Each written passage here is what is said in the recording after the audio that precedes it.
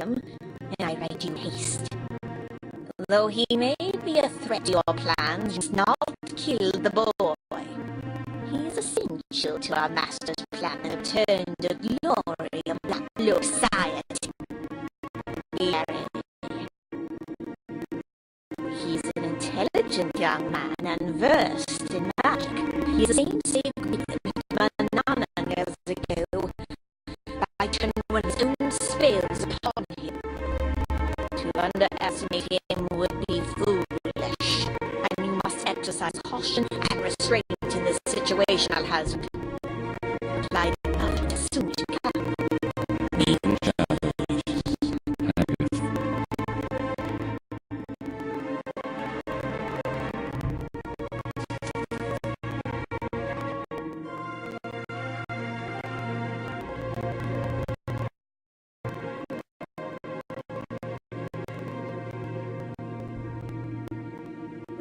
This is grave, Agatha. The little kidnapped Valanice and locked her in the tower in Cologne. We knew what happened to her. And that's the blackguard who stole her when he was just an infant. He's the reason why Valanice and I spent so many sleepless nights worrying about our son. Do you think he was the one at the wedding? I don't see how he could be. The last I knew of him, he was stuck in the form of a cat as the result of a spell Alexander cast on him. You know this leader he speaks of, my day? I don't. Alexander has been investigating this for some time. There is a name I can't. I've been looking for all the place. It was received by Alhazred during the time I was under his command. I will look through Alexander's notes and see what I can make of it, Your Highness. Perhaps the answers are in front of us yet. Thank you. And Shamir. Yes? Do not mention any of this to anyone, especially not to my wife. This letter from Hagen only upset after the one from Anna. We know more. I don't want her or the rest of my family further. My lips are sealed, sire. So, what is this Black Cloak Society? 1,000 years ago, there existed a dark cult of the worst and most evil wizards in the world. A despicable force that grew stronger with each passing year. At first, they only caused minor problems, but they steadily became a stronger force and a menace to all lands. Persists to this day. Alexander mentioned them once or twice, but I don't think I've ever told you much about it. More interesting is how they formed and where they drew their name from. You saw how in the letter he mentions the Silver Cloaks. They were noticeably more secretive. There is almost no mention of them at all in any of the records I've been able to find. I didn't make the connection until I came across an ancient poem in a library far from here. The Silver Cloaks formed some of the wise and most noble wizards, the perfect antithesis to the Black Cloaks. But who exactly were the Silver Cloaks? I'm not completely sure, but I do know they were masters of a lost form of magic that controls dreams. Like the spell the Archdruid told me about. Not exactly. The Silver Cloaks could not only control dreams, but they could shape them whenever they wished. They could drag people into the dream world and even make dreams appear around us in the waking world. The tone implied the most powerful and even forming from dreams themselves. Making dreams come true? And real? Is that even possible? I've heard of myths and legends that speak of magic that deals with dreams, but even to us genies, it's a mystery, and we've been around for more years than you can count. The spell you carry now is one I've never seen before. With almost no records of the Silver Cloaks existing at all, it's clear they were very secretive, but also that they were a force of good. So they were essentially two societies at war. It runs deeper than that, but yes, there was a war between them.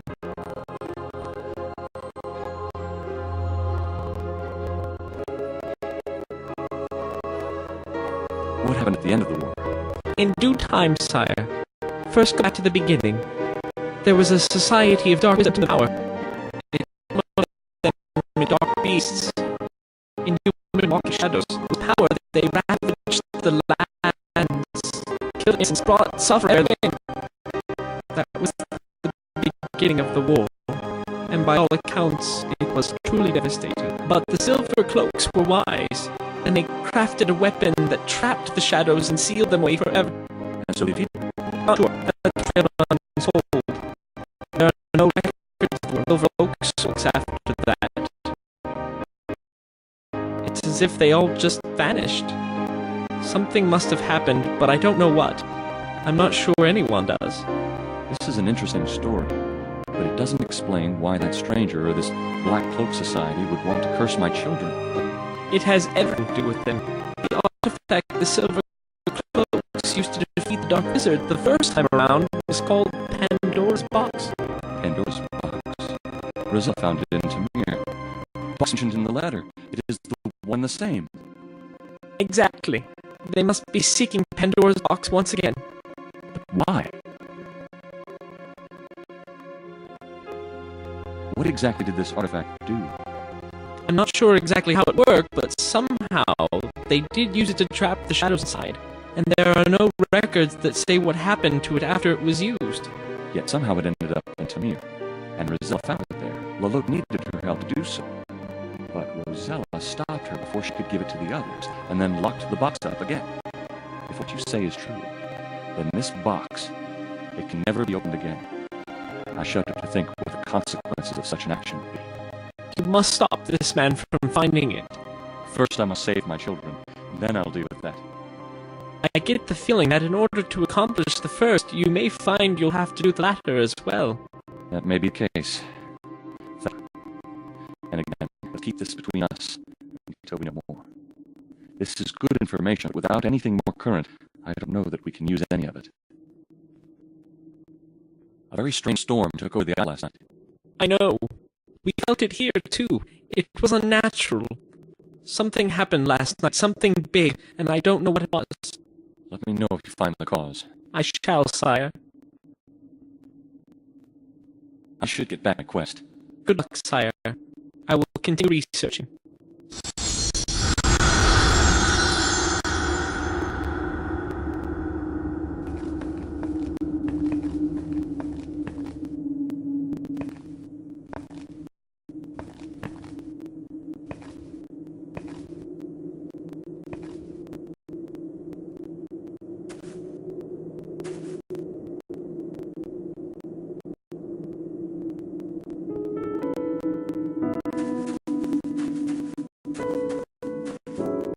You're awake? What? Who?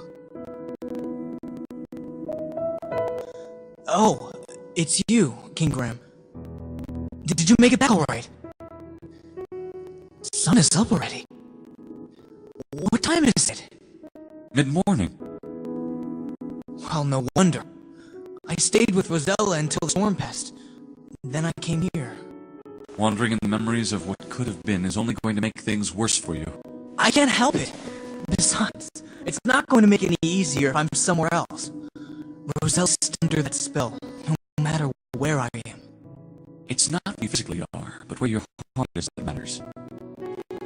You have to believe. I'm trying.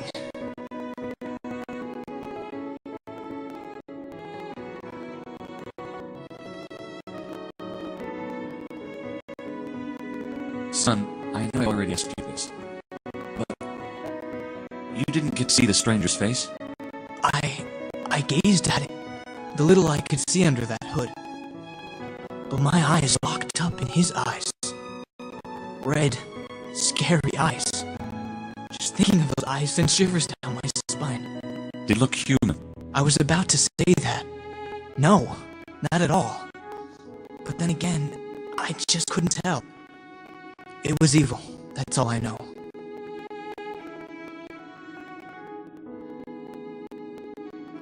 What do you think of the Green Isles?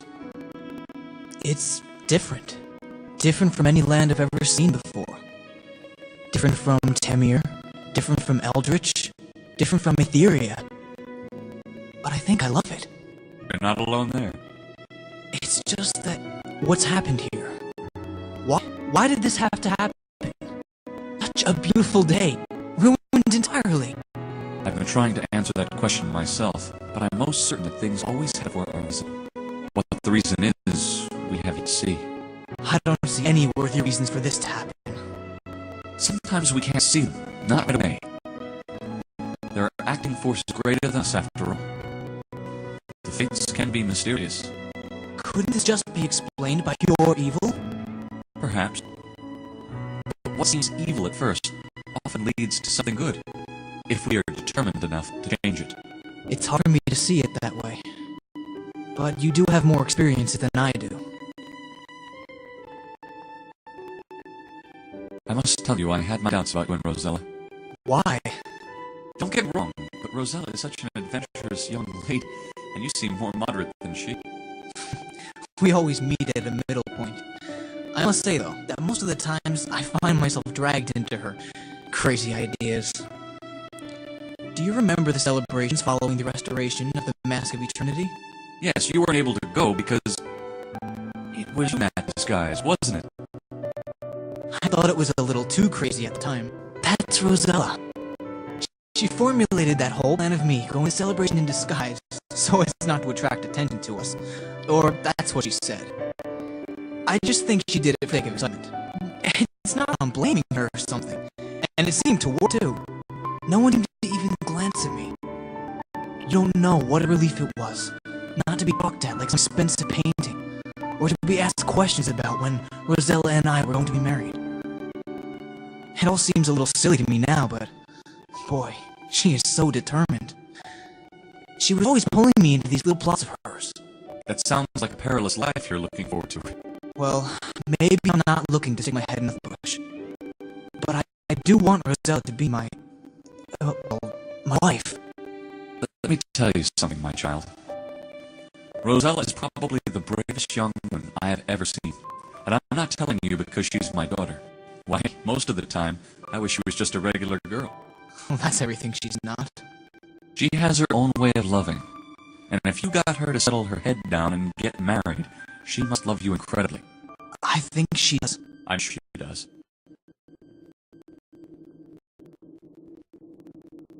What did the people of your homeland think of your marriage to Rosella?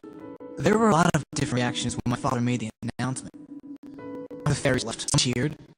Some shouted at me. Why would they do that? Well, you have to keep in mind that I'm not human. I'm a fairy that looks human, like my Aunt Melisha.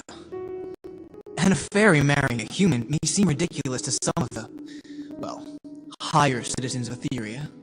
It's not how everyone else feels about what you choose, but what your heart tells you, lad. That's all that matters. It took me a while to realize that, but my love for Rosella made me see it that way. My family is possibly closer to humanity than most of these supernatural beings. We think that humans and fairies couldn't survive without each other. That seems like a perfectly good reason to marry Rosella to me. Besides, even before I knew who I really, was, I knew that I loved her. That's how I've always felt about my Valentine. I loved her the moment I saw her. Keep your hopes up, Edgar, and soon Rose will hear again as it should be. Thank you for saying that, Your Majesty. I can only hope that she will be well again soon. Edgar, you met the same fate as my son. You were taken from your family when you were an infant and raised by someone who wasn't your mother. How did it feel? Why don't you ask your son? It's not that I couldn't tell you, but... Because Alexander, he doesn't talk much about it. I don't know if I should say this, but it's funny that you mentioned that. Why? I don't know. I won't let him know. Well, I guess it wouldn't do any harm. A couple of days ago, it was late at night, and Rosella and Cosimo were busy with the wedding dress and all that. So I walked to the beach, and Alexander was there, swimming in the sea. He didn't have his shirt on, and I saw these scars on his back. Scars? Heavens. Did he notice you there? He did. I didn't know what to say. It was very awkward for both of us. I was about to leave, but he asked me to stay. When I said it was funny you asked me that question, it was because he asked me the same. He then went on to ask me if I had recovered from my own kidnapping. What was your answer? Your Majesty, I didn't suffer as much as your son did. Lolotte did love me, in her own twisted way. She did protect me. I wasn't treated as a slave. But as her